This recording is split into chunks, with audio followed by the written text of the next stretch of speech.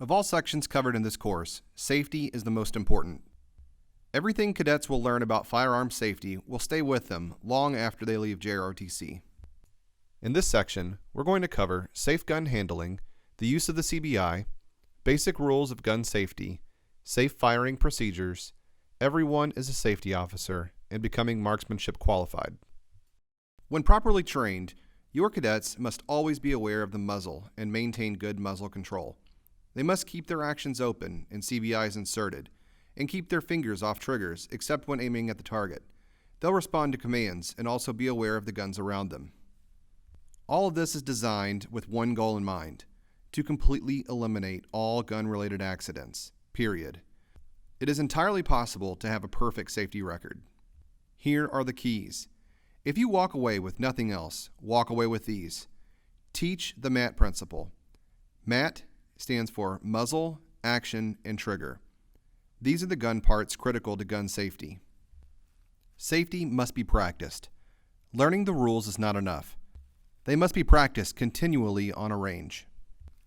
First, let's focus on MAT, the parts of the rifle that are critical for safety. First is the muzzle. Wherever the muzzle is aimed is where the pellet is going to be fired. Next is the action.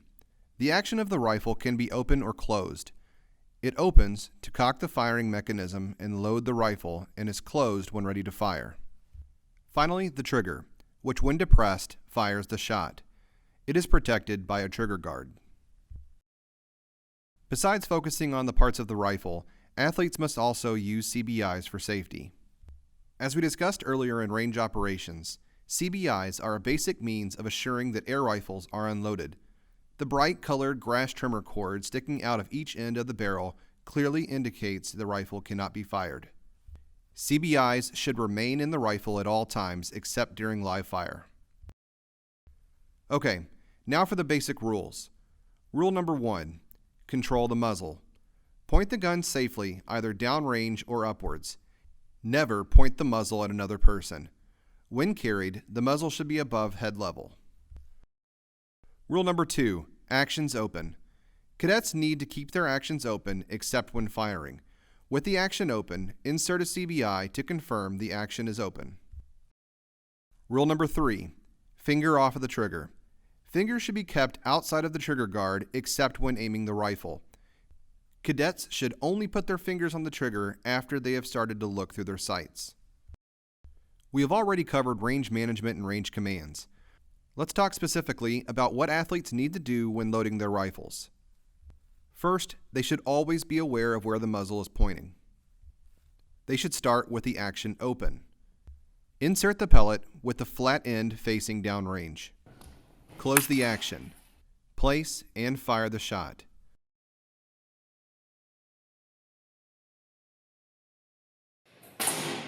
Open the action and repeat. Dry firing is simulated firing by cocking and releasing the trigger mechanism without charging or releasing gas from the rifle. It is a very effective way to practice, but is only allowed on a range when rifles are on the firing line and the range officer has authorized shooters to handle their rifles. Some air rifles are equipped with safeties. A safety is designed to make sure a loaded rifle does not accidentally fire, especially when being carried.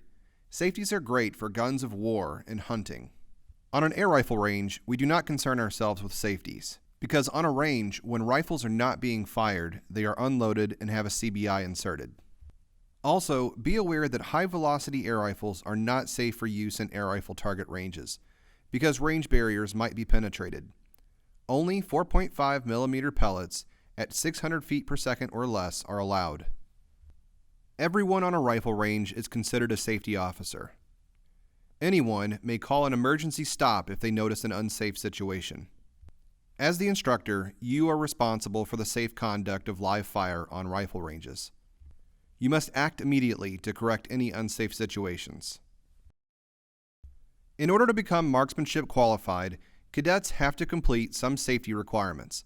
Cadets must attend safety class and must pass the standard safety exam with 100% accuracy. They must also sign the safety pledge. The standard exam and pledge can be downloaded in this course.